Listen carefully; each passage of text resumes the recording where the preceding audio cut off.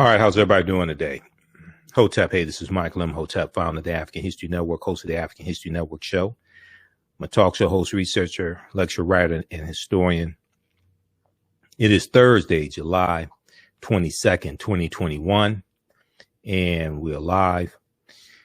So I wanted to do a preview of a exciting new online course that I'm teaching, a 10-week online course.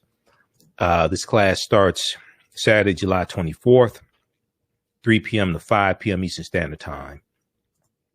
This is from the Civil War to Civil Rights and Black Power, 1865 to 1968. From the Civil War to Civil Rights and Black Power, from 1865 to 1968. And this is going to be a 10-week online course that I teach. And each week we're going to look at, this meets 10 consecutive Saturdays. Each week we'll look at an approximately 10-year period of history, starting in 1865. We have the Civil War, 13th Amendment, 40 Acres and a Mule, Special Field Order number 15. So we'll go through the Reconstruction era, and we'll look at an approximately 10-year period of history each class to see how we got to where we are today. All right. And I'm going to do an overview of the online course. All right. You can register for this class at our website, AfricanHistoryNetwork.com, AfricanHistoryNetwork.com. And then also, so you can register there, and we'll post a link here also. We do the class live. All the sessions are recorded, and you can go back and watch the course over and over again. Okay, even after the course is over, you'll still have access to the course content. All right, and I do a PowerPoint presentation. We have book references, articles, video clips, etc. But to understand where we are today, how we got to this place, and what the next steps are, where do we go from here? We have to understand the history of how we got here. All right. And this is one of the reasons why this history is being attacked by Republican state legislatures. And you have the attack on the 1619 Project, attack on critical race theory, et cetera. All right. You have a lot of people who don't want us to understand this history. And this all ties into politics as well. Politics is the legal distribution of scarce wealth, power, and resources, and the writing of laws, statutes, ordinances, amendments, and treaties, their adoption, interpretation, and enforcement. Okay, so we have the information at our website, AfricanHistoryNetwork.com, AfricanHistoryNetwork.com, right on the homepage. When you scroll down, you'll see the information for my radio show, where it's 6 days a week. You'll see the information for the new online course. Click here, register here. It takes you to the next page, and click on enroll. As soon as you register, you can start watching bonus content, and you'll be ready for class on Saturday, 3 p.m. to 5 p.m. Click right here to enroll. All right. So I want to pull up the PowerPoint presentation here. Everybody share this broadcast on your social media platforms. Invite your friends to tune in as well. All right. So this is a preview of from the Civil War to the Civil Rights and Black Power, 1865 to 1968. Let's see here. Anytime I speak, I know I may say some things that are outside the circumference of some people's awareness. So I usually say something like this: the space inside this circle represents my realm of knowledge. Everything that I think I know about whatever I think I know is represented within the circumference of this circle. I must keep in mind that there are still things to know that exist outside the circumference of my own awareness. All right. And I got this from one of my teachers, Dr. Ray Hagins. So the reason why I say this is because oftentimes when people hear something that contradicts what they've been taught, what they believe, or what they think they know, they automatically reject it without doing any research to determine the validity of the new information that they're learning. And at the same time, they usually don't use that same level of scrutiny to analyze, critique, or reevaluate what it is they believe or what they think they know. So just because you know everything that you know about whatever, just because you know everything that you know about whatever you think you know does not mean you know everything there is to know about whatever you think you know. Okay, there's still things that exist outside the circumference of your own awareness. And when we study this history, what we're going to see is how these events are related. Historical events don't happen in a vacuum. They are the culmination of a sequence of historical events. So we'll start in 1865. Okay. And in the class, we're going to start basically January 1865. And we'll do a little recap to see how we got to the Civil War. Civil War starting April 12, 1861 with the attack on Fort Sumter in South Carolina. But we look at the Reconstruction era, and we'll go look in January 1865 with Special Field Order number 15 and 40 Acres and a Mule. But for a 14-year period, the U.S. government took steps to try and integrate the nation's newly freed African-American population into society.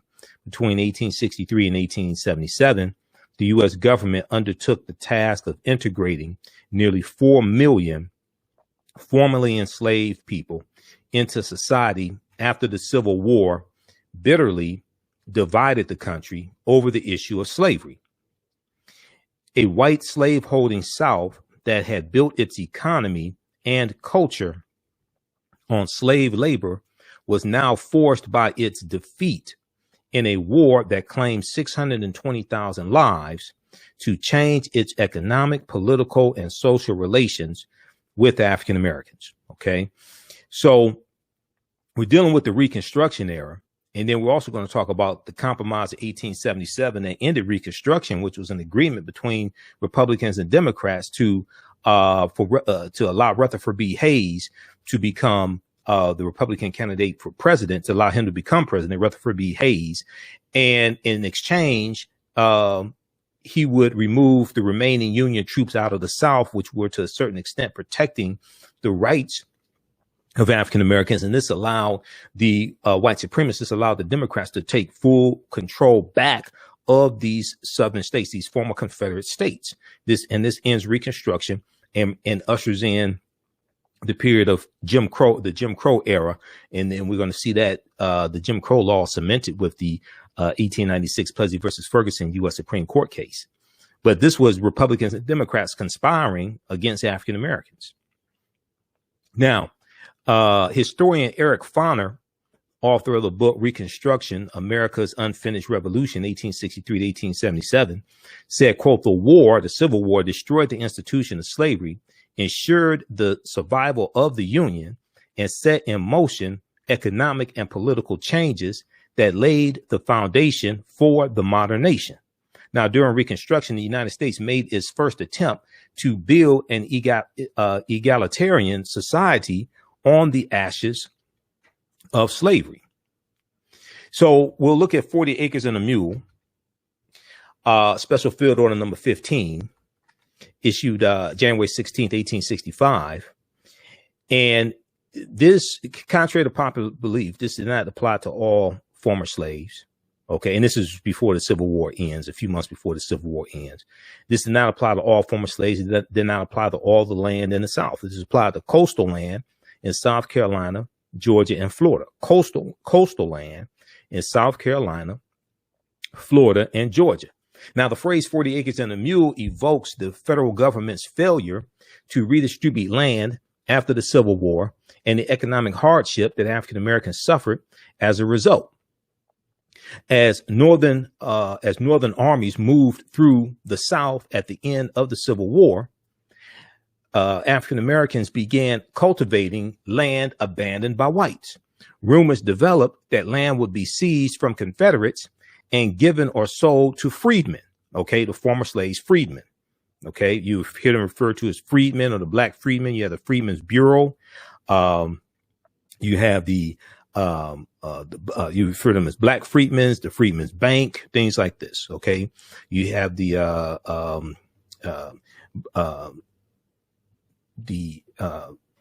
Black Indian Freedmen, the Black Indian treaties of 1866. We're going to see after this as well. We'll talk about that in the class, and you'll see the black freedmen referred to as members of these Native American nations. Many of them were former slaves of these Native American nations, the Choctaw, Chickasaw, Creek, Cherokee, and Seminole Indians. Okay.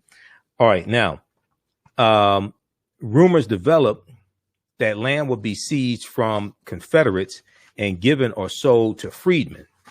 These rumors rested on solid foundations. abolitionists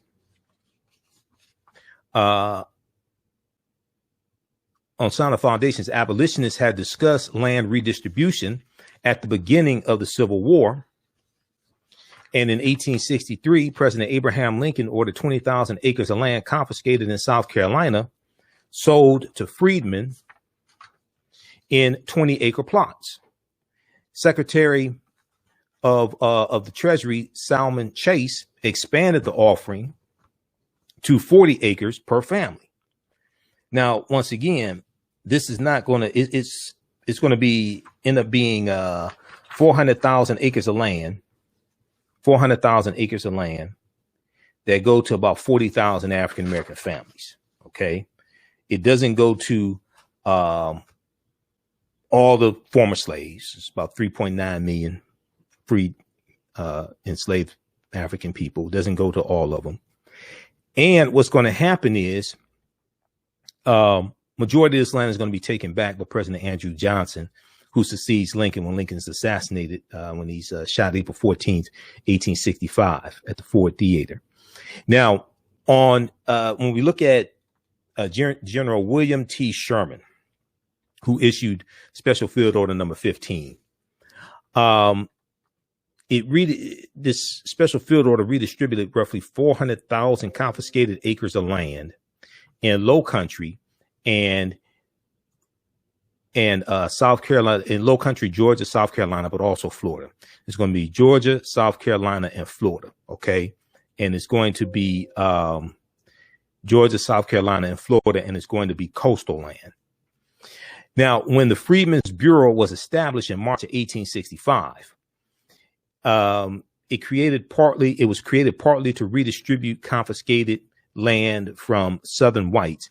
It gave legal title for 40-acre plots to African Americans and white Southern Unionists. All right. But what's going to happen is President Andrew Johnson, who succeeds Lincoln after Lincoln's assassinated, and Andrew Johnson was sympathetic to the Confederacy and sympathetic to the Southern plantation owners, he's going to take the majority of that land back. After the war was over in 1865, April 1865, the Civil War ends. President Andrew Johnson returned most of the land to the former white slave owners.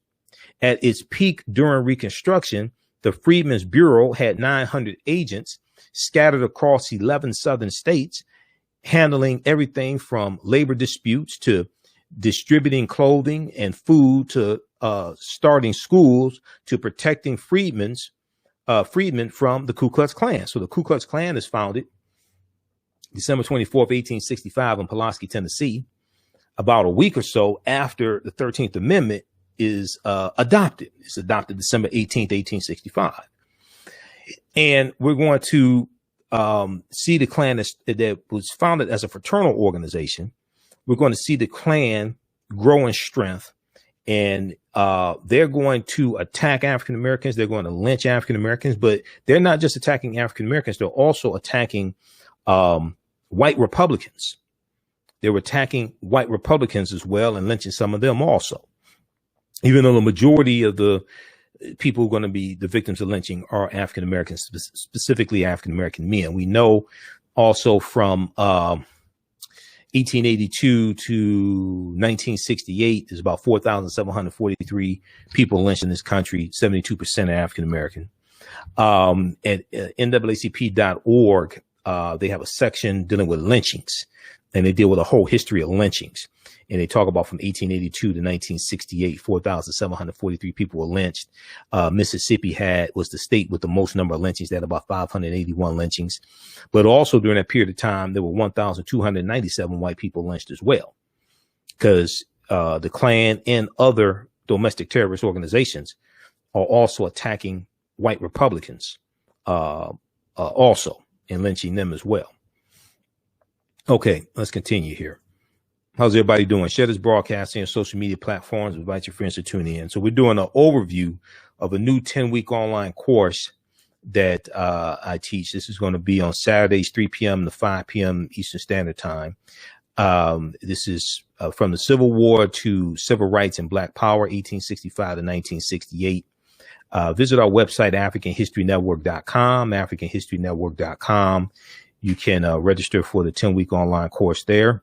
Okay. Each class will break down an approximately 10-year period of time to get a better understanding of this history, starting in 1865, the year the Civil War ended and the 13th Amendment was ratified, to get a better understanding of this history, how all these historical events are connected, understanding politics and how laws and policies shape conditions, and understand how we got to where we are today so we know where to go from here. On the homepage of our website, when you scroll down, you'll see the information for the online course. Click right here to register here, and it'll take you to the next page. On the next page, just click on enroll. Okay. Click on enroll. Class is regularly $130, is on sale $80. Click right here to enroll. As soon as you register, there's bonus content that you can start watching, and you'll be ready for class on Saturday, 3 p.m. to 5 p.m. Eastern Standard Time. Now, all the sessions are recorded. All the sessions are recorded, so you can go back and watch it over and over again, and you don't have to worry about missing class. We record the classes live. You can go back and watch those also. You'll still have access to the online course even after the 10-week course is over with. So next year, you can still go back and watch the same course content. You'll still have access to it. I'm going to post the link to the online course there. You can register for it. As soon as you register, you can start watching content. How's everybody doing? Share this broadcast on your social media platforms. Invite your friends to tune in as well. And you can ask questions in class also. We have a live text chat. Okay, so you can see me. I can't see you. You can ask questions in class also. So during this Reconstruction period, we have the 3 Reconstruction constitutional amendments. 13th Amendment that ends chattel slavery. 14th Amendment of 1868 that gives citizenship to the formerly enslaved African Americans.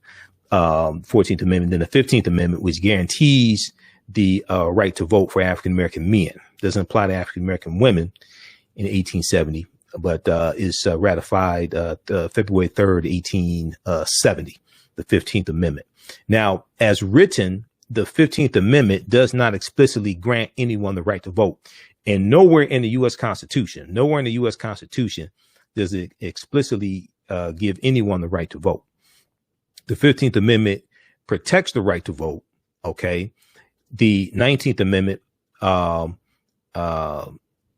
19th Amendment, guarantees the right to vote to women. Okay. 19th Amendment of 1920. Okay.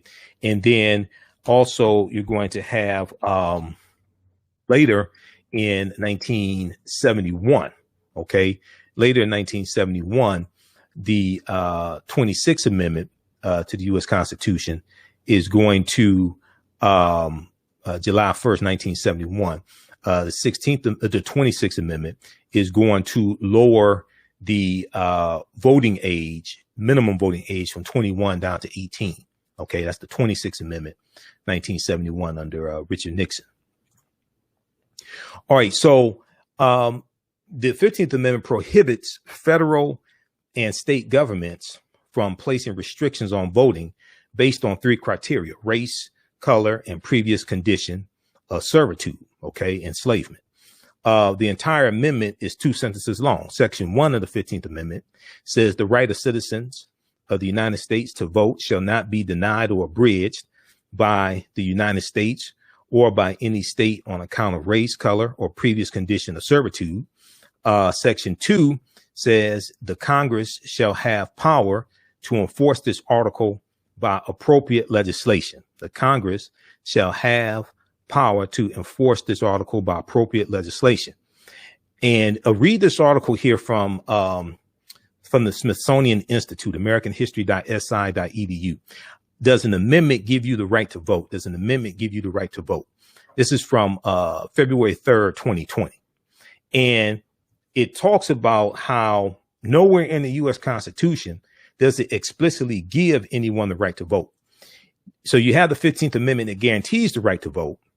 And then you have the 19th Amendment that guarantees the right to vote to women, and the 26th Amendment. But the 19th Amendment, the 26th Amendment, that language is based upon the 15th Amendment. Okay. All right. Take a look at this here. take a look at this here, and we'll be back in just a minute.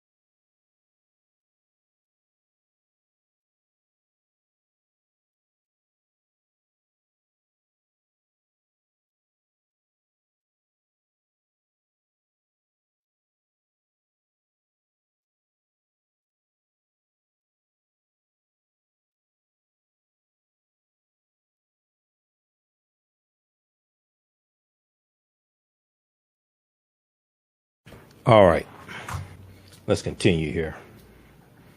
Okay, so we have the 15th Amendment of 1870 to the U.S. Constitution that guaranteed the right to vote. 15th Amendment of 1870 guaranteed that the right to vote could not be denied based on race, color, or previous condition of servitude. The amendment complemented and followed in the wake of the passage of the 13th Amendment and 14th Amendments, which abolished slavery and guaranteed citizenship, respectively, to African Americans. The passage of the 15th Amendment and its subsequent ratification, February 3rd, 1870, effectively enfranchised African American men while denying the right to vote to women of all colors. Women would not receive that right until the ratification of the 19th Amendment of 1920. All right. So this is still during the Reconstruction era. And what we're going to do, this is just a preview of the 10-week online course. But what we'll do is each class will go through and analyze a 10-year period of history. We're going to go through this chronologically, analyze a 10-year period of history so we can really dig in and see what happened, see how these historical events are connected, see the laws and policies put in place to put us in the predicament that we are today. Okay. So once we understand how we got here, we have a better understanding of what we need to do, what the next steps are. And we can see politics is the legal distribution of scarce wealth, power, and resources, and the writing of laws, statutes, ordinances, amendments, and treaties, their adoption, interpretation, and enforcement. And all the fights that are taking place today over critical race theory and suppressing what can be taught in schools as far as the history of slavery and systemic racism and all this stuff. A lot of this has to do with not understanding history and people wanting to keep certain people from understanding history also. All right. Let's continue here. Let me see here. Okay. So let's continue. Now, after the Civil War, during the period known as Reconstruction, 1865 to 1877, and we'll do a Reconstruction in class number 1, the amendment was successful. 15th Amendment was successful in encouraging African Americans to vote. Many African Americans were even elected to public office during the 1880s in the states that formerly had constituted the Confederate States of America. Okay. And even in the 1870s, because Hiram Rhodes Revel becomes first U.S. Senator and only U.S. Senator in Mississippi in 1870. Okay. Now by the 1890s, however, efforts by several states to enact such measures as poll taxes, literacy tests, and grandfather clauses, in addition to widespread threats and violence, had completely reversed those trends. So we're going to see a total attack on the rights of African Americans, especially after Reconstruction ends in 1877. Okay, we're going to see these southern states work to just take back the advances and gains that we made. During Reconstruction, you're going to have about 2,000 African American men elected to public office. In South Carolina, in South Carolina during Reconstruction, the majority of the state legislature in South Carolina was African American men, the majority of them. Okay. And we know in Mississippi, the majority of the population in Mississippi during the Reconstruction era in the 1880 and early 1890s, the majority of the population in Mississippi were African Americans. This is a legacy of slavery. When we look at the Great Migration, okay, and we look at, even though the Great Migration starts in 1915, about 1915, if we look at 1910 and we look at 1900, 90% of African Americans lived in the South. 90% of African Americans lived in the South in 1900. It wasn't because we loved the heat. That's a legacy of slavery. You're talking about 1900. You're talking about 35 years after chattel slavery ends in the end of the Civil War. Okay, so by the 1890s, however, efforts by several states to enact such measures as poll taxes, literacy tests, and grandfather clauses, in addition to widespread threats and violence, had completely reversed those trends. By the beginning of the 20th century, nearly all African Americans in the states of the former Confederacy were again disenfranchised. So if we look at this here, we look at the Mississippi State Constitution of 1890, Mississippi State Constitution of 1890, in the Mississippi State Convention. There's an article, if you watch my show, you've seen me refer to this article before. There's an article from Washington Post called The Mississippi Plan to Keep Blacks from Voting in 1890. We came here to exclude the Negro. The Mississippi Plan to Keep Blacks from Voting in 1890. We came here to exclude the Negro. And this deals with the effort in Mississippi to suppress the African American vote. Now, this article is from May 1st, 2021. May 1st, 2021. And at this Mississippi State Convention, when they're going to vote on the Mississippi State Constitution, the convention was presided over by a white county judge named Solomon Saladin Calhoun. Solomon Saladin Calhoun. And he put the voting issue bluntly. He said, let's tell the truth if it burst the bottom of the universe. Let's tell the truth if it burst the bottom of the universe. He said, we came here to exclude the Negro. Nothing short of this will answer. We came here to exclude the Negro. Nothing short of this will answer. They're trying to disenfranchise 1890 in Mississippi. They want to disenfranchise African Americans from being able to vote because we were voting African Americans into office. They're trying to lock us back into a subservient position. And one of the things that these Southerners resented is that now you have former slaves being elected to office, and they're making decisions that impact everybody. And they're trying to lock us back into a subservient position. It's also going to be during this period of time that you're going to see the majority of the Confederate monuments built as well. Okay, well, I'll show you a graph that deals with that, because I've done an entire lecture dealing with the history of the Confederate monuments also. All right, how's everybody doing? Share this broadcasting on social media platforms. How y'all like this type of information?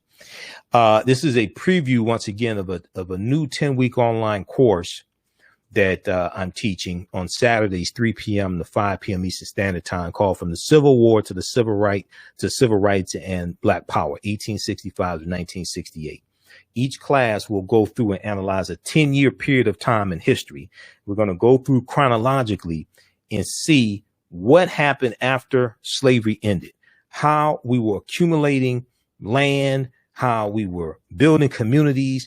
We're going to have the Reconstruction in 1877. We're going to have the Jim Crow era instituted. We have a reversal of these rights. We have land stolen. We have domestic terrorism taking place. And then we're going to deal with the Mississippi State Convention of 1890 and Mississippi State Constitution in 1890, the Louisiana State Constitution in 1898, Grandfather Clause in 1898, Plessy versus Ferguson 1896, U.S. Supreme Court case. We'll look at things like the Ku Klux Klan Act of 1871, and we're going to the 1900s. One of the things that causes African Americans to leave the South is not just the Great Migration. It's not just World War I. It's also the boll weevil attack in the late 1800s, late 1890s, early 1900s, and the boll weevil migrating from Central America, like Mexico, into the southern states, and it's attacking cotton crops and destroying cotton crops, which forces many African Americans to leave the South and go up north looking for better opportunities as well. Okay, so we're going to deal with this chronology of history.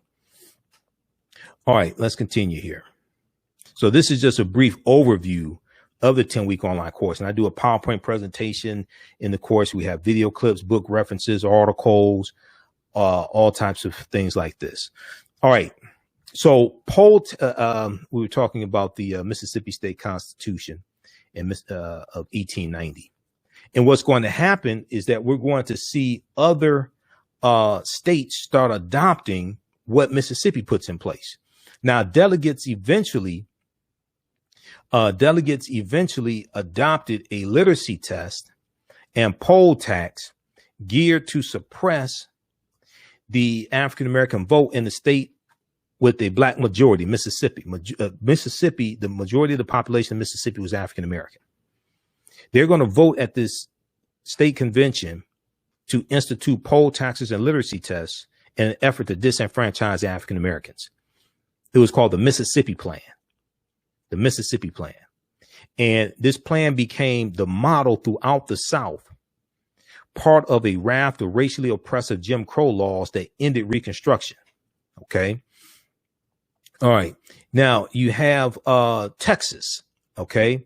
In 1876, we're going to see something similar in the Texas State Constitution that leads to all white primaries, like the all white primaries in 1918.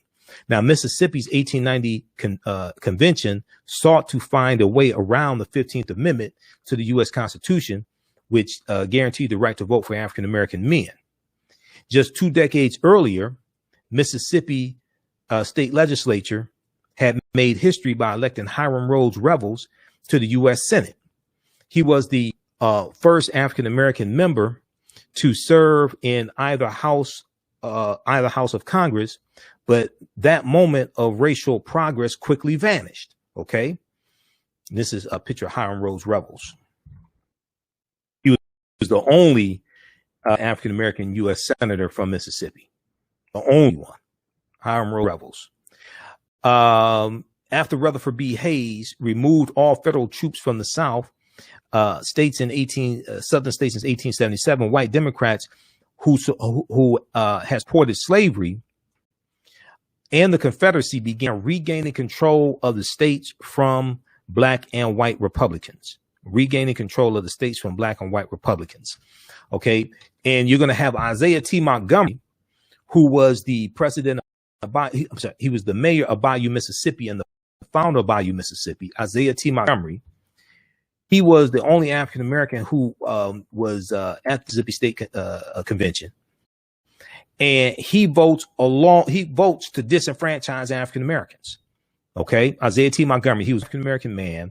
He was the mayor of Bayou, Mississippi, and the founder of Bayou, Mississippi. Here's a picture, Isaiah T. Montgomery. I think he's related to Senator Tim Scott of South Carolina. Okay. Black Tea Party Republican Senator Tim Scott. I think he's related to him one way or another. I think Senator Tim Scott and Isaiah T. Montgomery are related.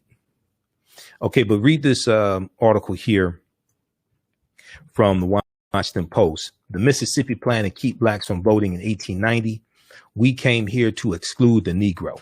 And what's going to happen is that other southern states are going to adopt poll taxes and literacy tests, things like this, obstacles to the 15th Amendment. They're going to put those in. They're going to adopt those in their state constitutions also. All right, let's continue.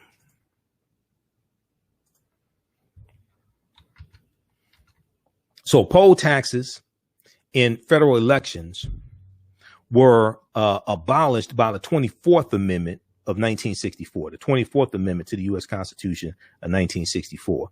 And in 1966, the U.S. Supreme Court, 1966, the U.S. Supreme Court extended the ban to state and local elections. Now, the Voting Rights Act of 1965, August 1965, abolished prerequisites to registration and voting, and also allow for federal preclearance of changes in election laws in certain covered jurisdictions, including 9 mostly southern states. All right. In Shelby County versus Holder, U.S. Supreme Court case of 2013, which guts Section 5 of the Voting Rights Act. OK, the Supreme Court struck down the section of the Voting Rights Act that had been used to identify covered jurisdictions, effectively making the pre-clearance requirement unenforceable. So what the pre-clearance stated in the 1965 Voting Rights Act is that states and districts that had a history of putting obstacles in the way of African Americans voting, like the poll taxes and literacy tests and things like this, and had intimidation, etc. If they want to make any changes to polling locations, the hours that polls are open, how many weekends you can have souls to the poll voting, how many days you can have early voting. If they want to make any changes, they had to get approval from a federal judge. This is the pre-clearance. OK, and that protected a lot of the rights of African Americans. When that was struck down in 2013, U.S. Supreme Court case Shelby County versus Holder, within 24 hours, you had states starting to pass new voter ID laws, because as soon as the Voting Rights Act went into place, you had people trying to figure out ways around it to put obstacles in the way of us voting once again. So because of Shelby County versus Holder, the 2016 presidential election, there were 868 fewer polling places. 868 fewer polling places in the 2016 presidential election. There was and this is directly tied to the Voting Rights Act being weakened by the Shelby County versus Holder U.S. Supreme Court case. See, a lot of people don't understand how all of this is connected. There was an article from November 4th, 2016. OK, 4 days before the presidential election, 2016. There's an article from thenation.com by Ari Berman. Name of this article: there are 868 fewer places to vote in 2016 because the Supreme Court gutted the Voting Rights Act. And he goes through and shows how all this is related. OK, so you have check out this article. Now, today, nearly half of counties that previously approved voting changes with the federal government have cut polling places this election. And then that negatively impacted the 2016 presidential election, because you had 868 fewer polling places. A lot of those polling places were shut down in African American communities, which causes longer lines and different things like this. So you have that piece. Now, today, there are approximately 1,700 fewer polling places. There was a article from Mother Jones. It's a good piece from who is that? I think that's from Mother Jones.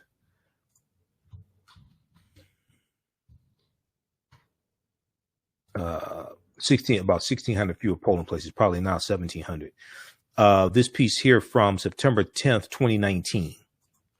September 10th, 2019.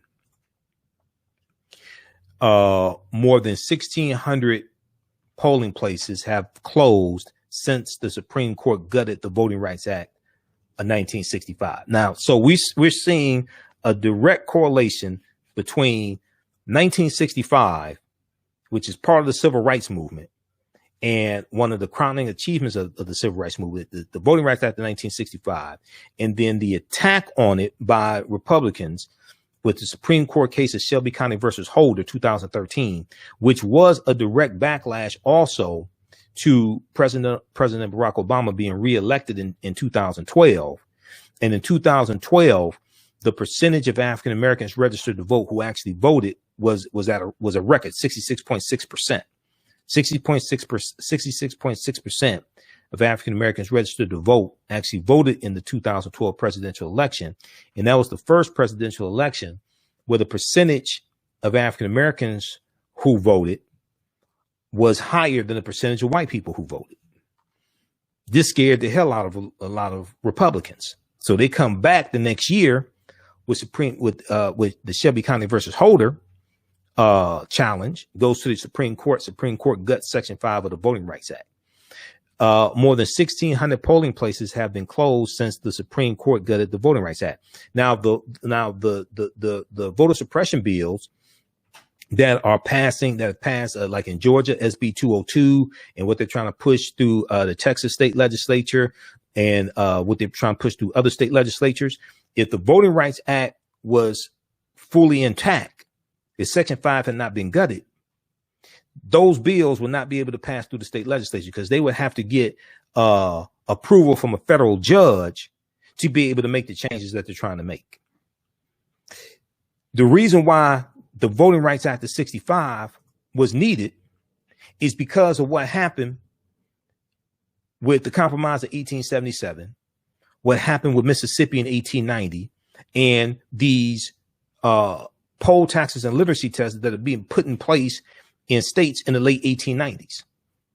What happened in 1890 and 1898 is directly impacting what's taking place right now in 2021. So we have to understand how all of this is connected and all these laws and policies are impacting us so we understand how to fight against them.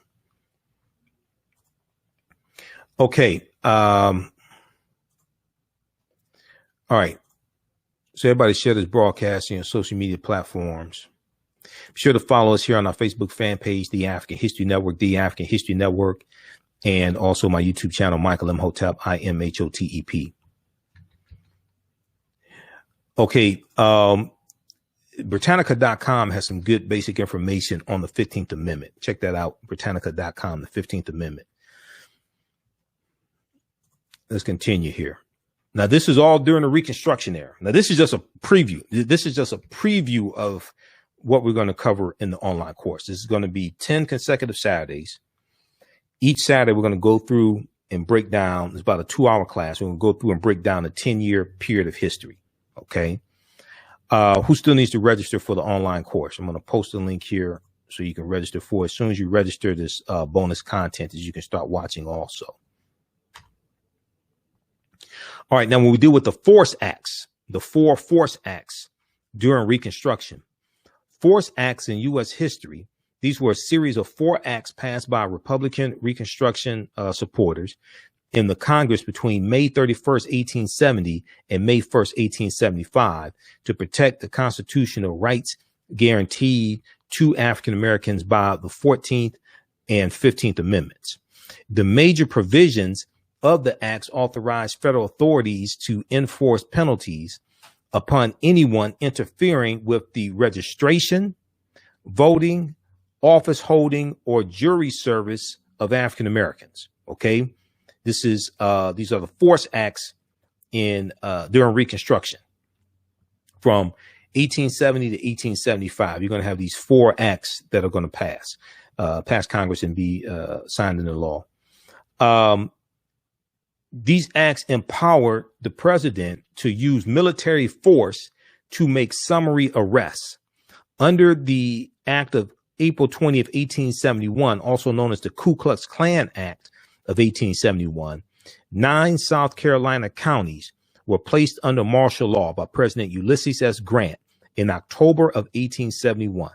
October of 1871, because see, the Klan was killing and terrorizing African Americans so much, they were attacking African Americans in elected office, things like this. So President Ulysses S. Grant declared martial law in 9 South Carolina counties under the Ku Klux Klan Act of 1871. This act and earlier statutes resulted in more than 5,000 indictments and 1,250 convictions throughout the South. In subsequent Supreme Court decisions, various sections of the acts were declared unconstitutional. So that's in 1883, U.S. Supreme Court strikes down some portions of the 1871 Ku Klux Klan Act, but it's still in effect today. It's still on the books today. Read this piece here from Britannica.com, Force Acts. And this deals with the Reconstruction era as well. Okay, now the Ku Klux Klan Act of 1871, ratified in 1868, defines citizens. I'm sorry, the 14th Amendment of ratified in 1868 defines citizenship and guaranteed due process and equal protection of the law to all. Vigilante groups like the Ku Klux Klan, however, freely threatened African Americans and their white allies in the South and undermined the Republican Party's plan for Reconstruction. The bill authorized the president to intervene in the former rebel states that attempted to deny any person or any class of persons of the equal protection of the laws or of equal privileges or immunities under the laws. To take action against this newly defined federal crime, the president could suspend habeas corpus, deploy the U.S. military, or use, quote, other means as he may deem necessary, end quote. Now, this information, this comes from history.house.gov. History.house.gov. Now, house.gov is the official website of the U.S. House of Representatives. And house.gov and senate.gov, official website of the U.S. Senate, they have a history section there as well. This is from history.house.gov, the Ku Klux Klan Act of 1871. Okay, so this is just a brief overview of the content that we're going to deal with in the online course. And we're going to go through our history decade by decade to see what happened, why it happened, how we got here, and how all this affects us today. 1890, the Mississippi State Convention. We came here to exclude the Negro. We just talked about this, the article from the Washington Post. They instituted literacy tests and poll taxes, things like this, to disenfranchise African Americans. Now, James Vardaman, in 1890, served in the Mississippi State Legislature. He said, quote, "There is no use to equivocate or lie about the matter." And he was in the Mississippi State Legislature at the time of the Mississippi State Convention, and later became governor of the state of Mississippi. He said, "In Mississippi, we have in our Constitution legislated against the racial peculiarities of the Negro. When that device fails, we will resort to something else," end quote. Now, the impact of the legislation was swift, of the Mississippi State Constitution of 1890. The impact of the legislation was swift. By 1910, registered voters among African Americans dropped to 15% in Virginia and under 2% in both Alabama and Mississippi, according to historian Donald J. Nyman in his book, Promises to Keep African Americans and the Constitutional Order, 1776 to the Present. Read this article here from history.com. History.com is the official website of the History Channel. How Jim Crow era laws suppressed the African American vote for generations. How Jim Crow era laws suppressed the African American vote for generations. Okay. And what we are seeing today that's taking place in 48 state legislatures, 389 voter restriction bills, based upon a big lie that the election was stolen from Donald Trump. No, it wasn't. He lost. Based upon a big lie, we see the same thing that took place in Mississippi in 1890. We see them implementing these obstacles to African Americans and Latinos and Asian Americans and college students and elderly white people who vote through mail-in ballots. We see them putting these obstacles in place to maintain power so Republicans can win more elections with a declining population.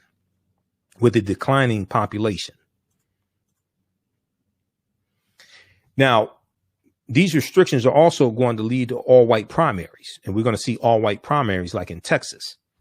Okay. In the Texas state constitution, they had a phrase called purity of the ballot box, purity of the ballot box. And this was brought to light a couple months ago because of the debate that took place in the Texas State House.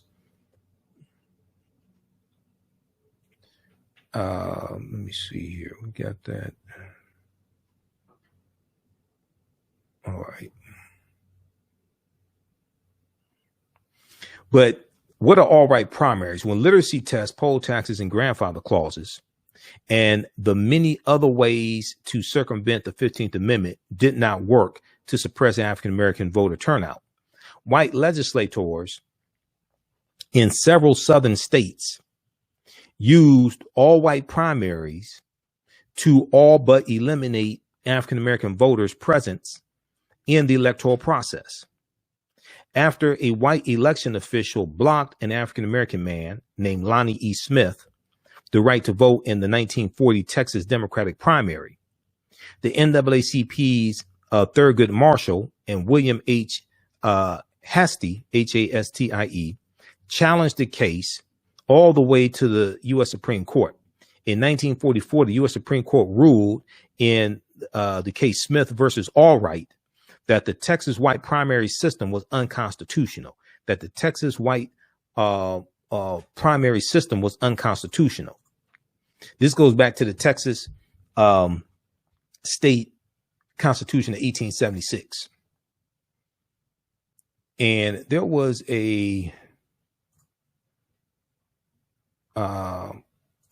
article here from Washington Post that I referenced that deals with the purity of the ballot box.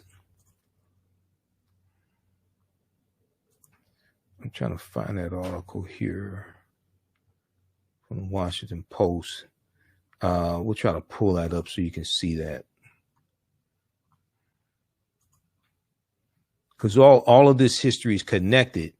And when we study this, we get to see how historical events don't happen in a vacuum. They are the culmination of a sequence of historical events that lead to larger events taking place. You know, I've been talking about how Haiti, Jamaica, and Cuba are all in the news. And these are all countries. These are all islands that Christopher Columbus conquered in 1492 and 1494 on behalf of the Spanish crown. We're still feeling the effects of that Spanish conquest, and then later the British taking over Jamaica and the French taking over Haiti, Saint Dominique, Haiti, which is the western portion of the island that Hispaniola was on. Saint Dominique becoming Haiti. We're still feeling the effects of what happened a little over 500 years ago. Let me pull up this article here in the Washington Post.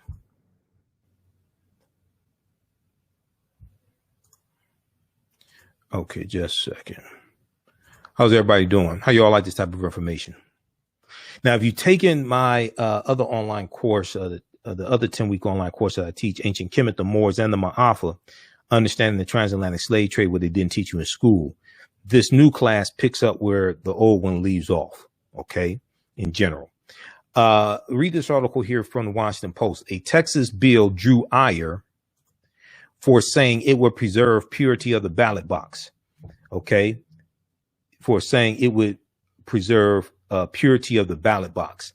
Here's the phrase's history, okay? A Texas bill drew ire for saying it would preserve purity of the ballot box. Here's the phrase's history, okay? Now, this article is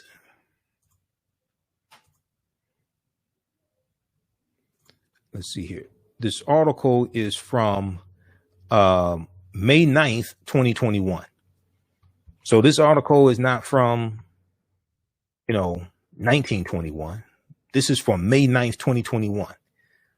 This is how, and the debate took place in the Texas State House. Okay. This is how recent this stuff is. And we're still feeling the effects of what took place 1876. And when you study the history of Texas, and Texas comes into the Union in 1845 as a slaveholding state, and after winning its independence from Mexico in 1836. And then 1846, the following year, after 1845, 1846, you have the Mexican-American War of 1846 to 1848. And then the U.S. is going to get Colorado, Arizona, New Mexico, California, Utah, and Nevada because of the Treaty of Guadalupe Hidalgo of 1848, which ends the Mexican-American War. The U.S. is going to get all that land for about $15 million. Mexico loses 1/3 of their land because of that treaty. But the U.S. wants to basically take over the entire North American continent. So you're going to see this land expansion. This is after the Louisiana Purchase of 1803, which doubles the territory of the U.S. And they bought the land from France for $15 million. They bought the land from France, but France stole the land from Native Americans and Africans who were here. France had no authority to sell that land. France sold 828,000 square miles of land for less than 3 cents an acre. France had no authority to sell that land. They stole the land. So you have one thief buying the land from another thief. So in Texas, for example, the state legislature gave the Democratic Party the authority to set its own rules. The party determined that it was for white voters only, excluding African Americans from its elections and effectively making local electoral policies dominated by one party that upheld Jim Crow laws. Okay. See, this is dealing with the all white primaries that Texas was having. All right. So this is just a sample of the type of information that we're going to deal with. We're going to take you through our history so we can better understand this. And each class will go through and analyze approximately 10-year period of time. We'll go through decade by decade. Okay. I'm going to post a link here. You can register for this new 10-week online course. We have the information at our website, AfricanHistoryNetwork.com, AfricanHistoryNetwork.com. From the Civil War to the Civil Rights Movement and Black Power, 1865 to 1968. And this is going to be Saturdays, 3 p.m. to 5 p.m. Eastern Standard Time. Okay, 3 p.m. to 5 p.m. Eastern Standard Time. First class is Saturday, July 24th, 2021. If you go to our website, AfricanHistoryNetwork.com, scroll down the page, you'll see the information for the online course. Below it, you'll see the information for the other 10-week online course that I teach, where we deal with thousands of years of history, ancient Kemet, the Moors, and the Ma'afa, understanding the transatlantic slave trade, what they didn't teach you in school. And we deal with thousands of years of history and what led up to the transatlantic slave trade taking place. And we deal with ancient Africa, ancient Kemet, Nubia, Ethiopia, Ghana, Songhai, Mali. We deal with the 800-year occupation of Europe by the Africans known as the Moors, and the African presence in the land we call the United States of America, going back at least 51,700 years ago, and in South America going back at least 56,000 years ago. And one of the books that I reference is The First Americans Were Africans, Documented Evidence, by my friend Dr. David Imhotep, who actually spoke to our class. So June 12th, when I taught this class previously, early in the year, June 12th, he spoke to my class, and we have that archived also. So when you register for ancient Kemet, the Moors, and the Ma'afa, understanding the transatlantic slave trade, you'll get that archived content also. Okay. All right. So you can register for both online courses if you like at our website, AfricanHistoryNetwork.com. But when you click on register here, it takes you to the next page. And this is from the Civil War to Civil Rights and Black Power. Click on enroll. And as soon as you register, you can start watching the bonus content, and you can join us in class on Saturdays, 3 p.m. to 5 p.m. Eastern Standard Time. The class is regularly $130 is on sale $80. And like I said, all the content is archived as well. We do the class live, but the content is archived. So if you miss any of the class or anything, you can go back and watch it over and over again, and you still have access to the content even after the course is over with. All right, so we have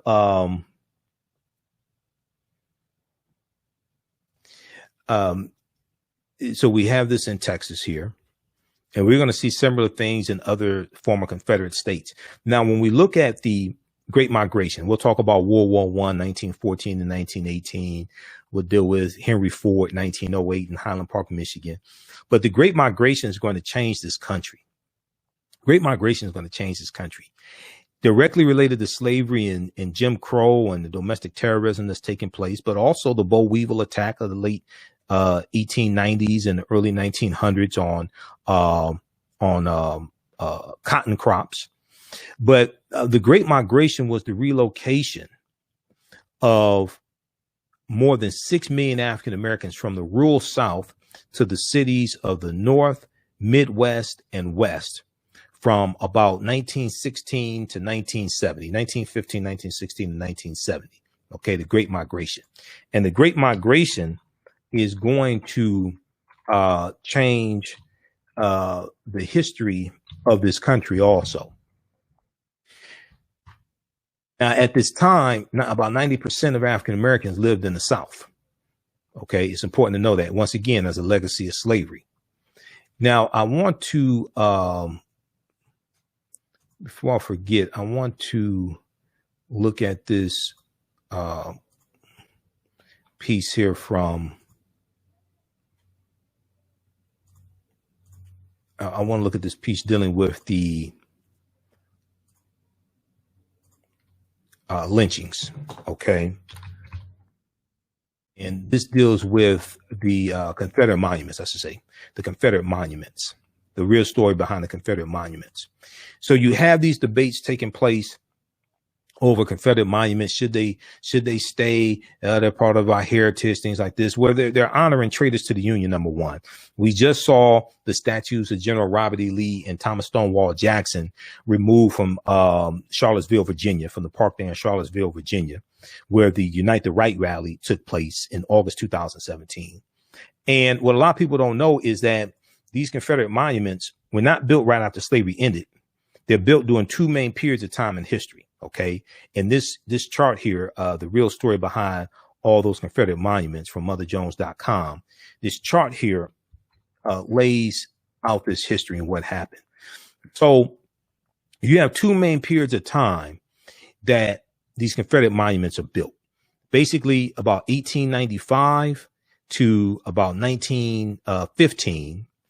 And then from about 1954, 1955 to 1970. So you're looking at the civil rights movement. So you're looking at Jim Crow era. Okay. And if we look at this chart here, this graph, from about 1885, they show about 1885 to about 1895, right in that period of time. Blacks lose vote, Jim Crow laws enacted. Okay. This is during that period of time that we're talking about after Reconstruction. Then we look at 1900 to 1915. Lynchings, lost cause myth, KKK monument building.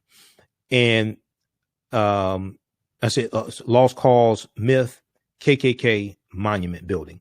So we're going to see that from 1900 to 1915, we're going to see this lost cause myth being pushed, that the Civil War, that the Confederacy fought the Civil War for states' rights, wasn't about slavery, things like this whole lost cause myth. We're going to see a rise in the Ku Klux Klan in 1915. And it's going to continue in the 1920s. Rise in the Ku Klux Klan because of the movie The Birth of a Nation. Okay. That rejuvenates the Ku Klux Klan, comes out in 1915.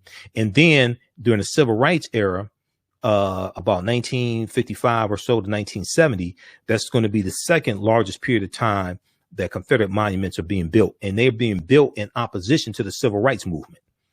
All right. So these Confederate monuments and statues, most of this wasn't built right after the Civil War ended, anything like this.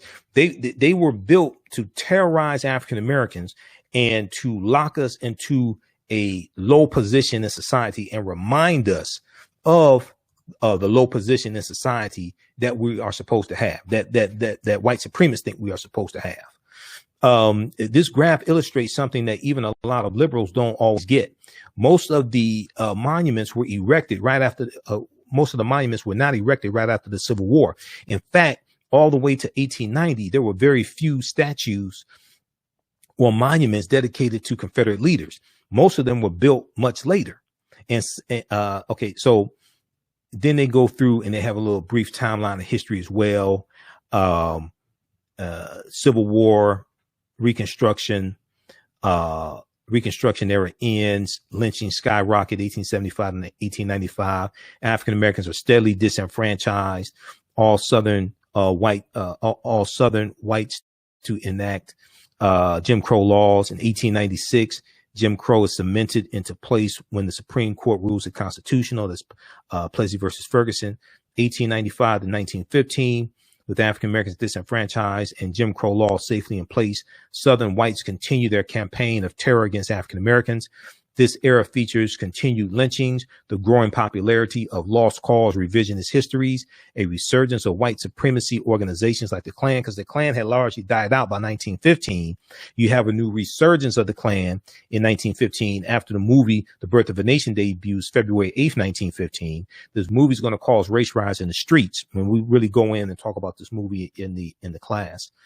And you're going to have the Reverend William Joseph Simmons, who late 1915, after seeing the movie The Birth of a Nation, is going to launch a reincarnation of the Ku Klux Klan. Okay. And this reincarnation is going to have both Democrats and Republicans as members of the Klan. Okay. And the erection of Confederate statues and monuments in larger numbers. We're going to see this. The revisionist histories, a resurgence of white supremacy organizations like the KKK, and the erection of Confederate statues and monuments in large numbers. This is 1895 to 1915. 1915 to 1955, the Jim Crow reigned safely throughout the South. And because of these Jim Crow laws, because of what happens in the end of Reconstruction, because of what happens in the late 1890s, this causes the need for a modern day civil rights movement. 1955, the civil rights era starts with the Supreme Court case of Brown versus Board of Education, and the Supreme Court rules that Jim Crow laws are unconstitutional. Southern whites mount massive and violent resistance and start putting up Confederate monuments again in direct opposition to the civil rights movement. They're also going to use the Confederate battle flag of Northern Virginia under General Robert E. Lee's army, that most people think is the Confederate flag. They're going to use that as a symbol of opposition to the civil rights movement as well. And they're going to start naming a lot of schools after Confederate heroes as an opposition to the civil rights movement also. Okay, so all this is taking place during that period of time. And a lot of those monuments are still up today. A lot of those schools are still named after Confederate traitors. They committed treason based upon Article 3, Section 3 of the U.S. Constitution. So if we look quickly here at the Great Migration, the Great Migration was the relocation of more than 6 million African Americans from the rural South to the cities of North, Midwest, and West from about 1960 to 1970, driven from their homes by unsatisfactory economic opportunities and harsh segregationist laws. Many African Americans headed north, where they took advantage of the need for industrial workers that first arose during the First World War, World War I. During the Great Migration, African Americans began to build a new place for themselves in public life, actively confronting racial prejudice, as well as economic, political, and social changes to create an African American urban culture that would exert enormous influence in the decades to come. We're going to see things like the Harlem Renaissance. We're going to see things like the Universal Negro Improvement Association, which starts in 1914 in Jamaica with Marcus Garvey, and he comes to the U.S. in 1916, and he's building chapters of the UNIA. We're going to see the in 1915, we're going to see the Association for the Study of Negro Life and History founded. Okay.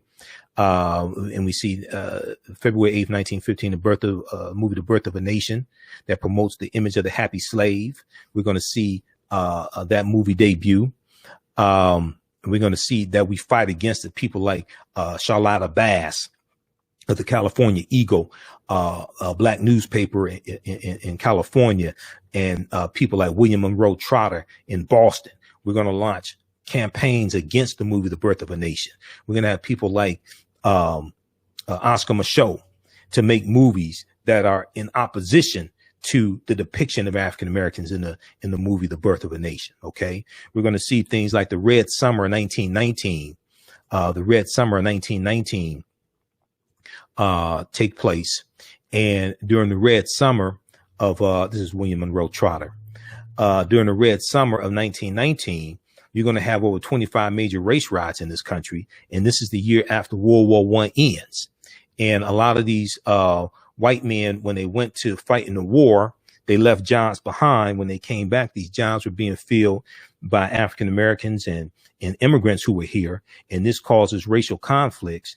And you had African American men who went to the war. We learned how to fight, how to kill, how to shoot, things like this. So we're bringing back those skills back to our communities, and we're using those skills to protect our communities when these race riots break out.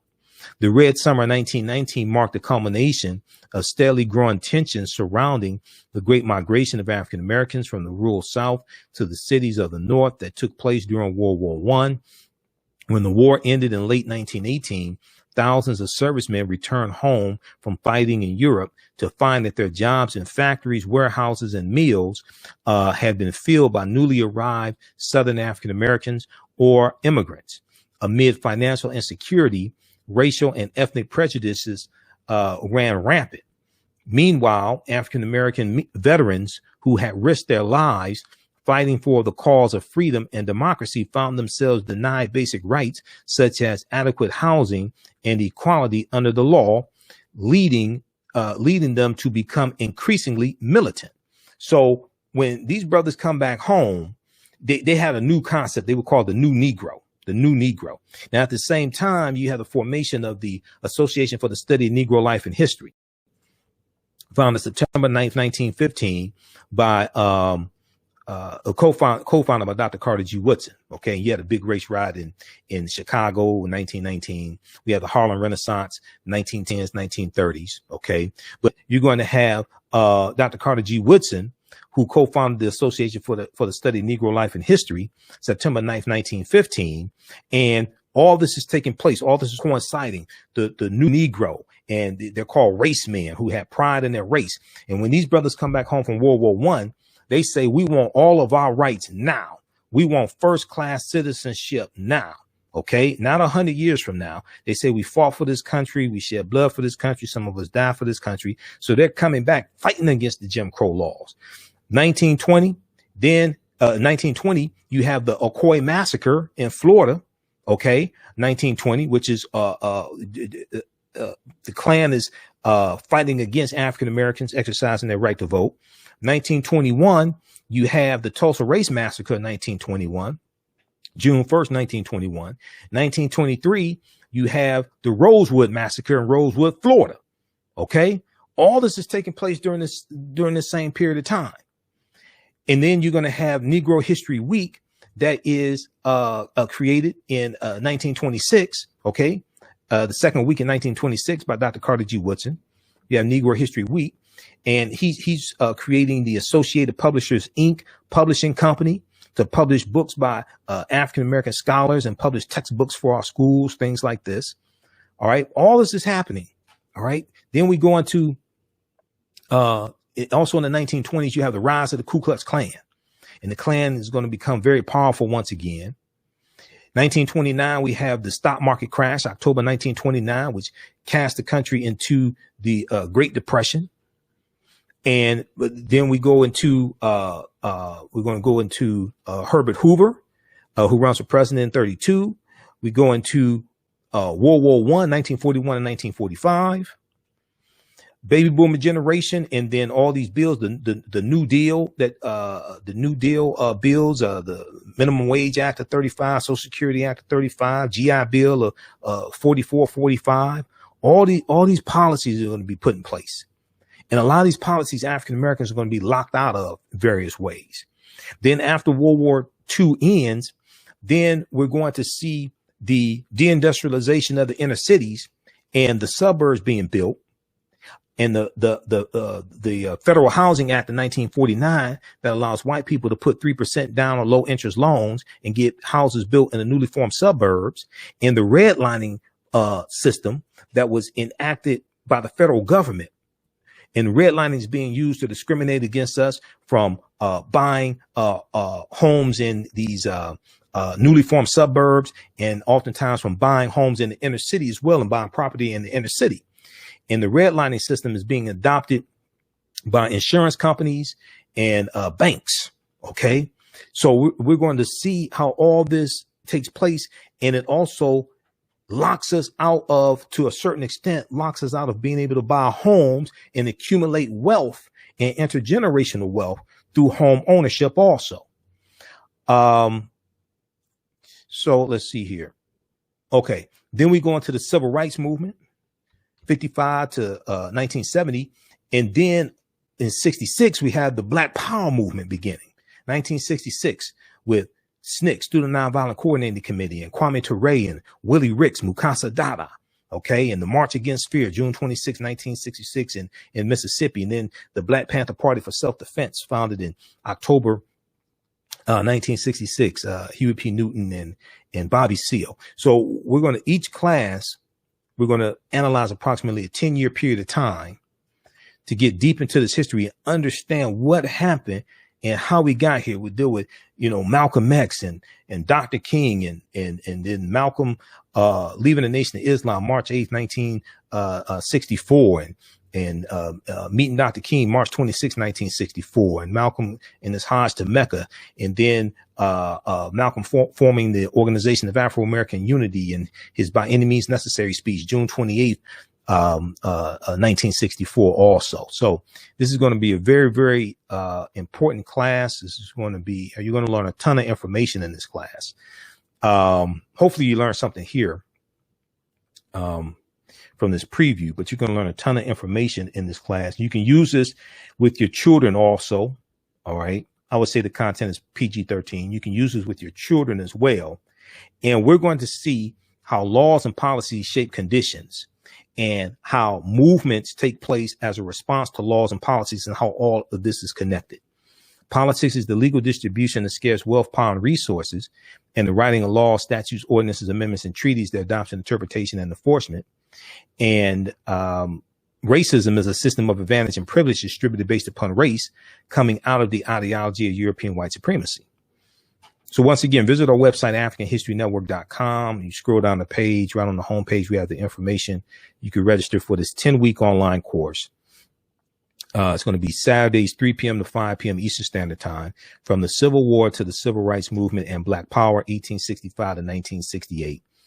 Click right here on register here. It takes you to the next page. And then on the next page, click on enroll.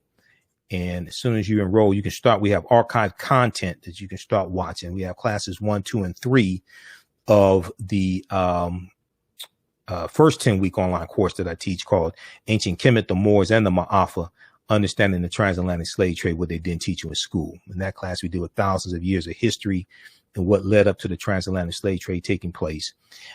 So we have classes 1, 2, and 3 archived there as a bonus for you also.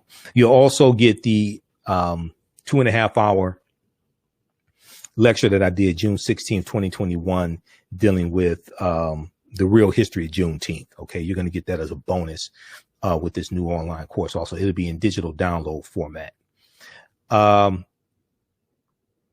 Okay, and then there was a if you saw my show recently, and we're on Monday through Friday, 11 p.m. to 12 midnight Eastern Standard Time, and Sundays, 9 p.m. to 11 p.m. Eastern Standard Time, the African History Network show. You may have seen a article that I dealt with, that dealt with a wall that was built in Detroit. Okay, it dealt with a wall that was built in Detroit, and this wall separated black from white. Okay, this wall separated black from white in Detroit, and it also segregated opportunity. Okay, it also segregated opportunity in Detroit as well. And kind of pull it. Okay, yeah, built to keep black from white.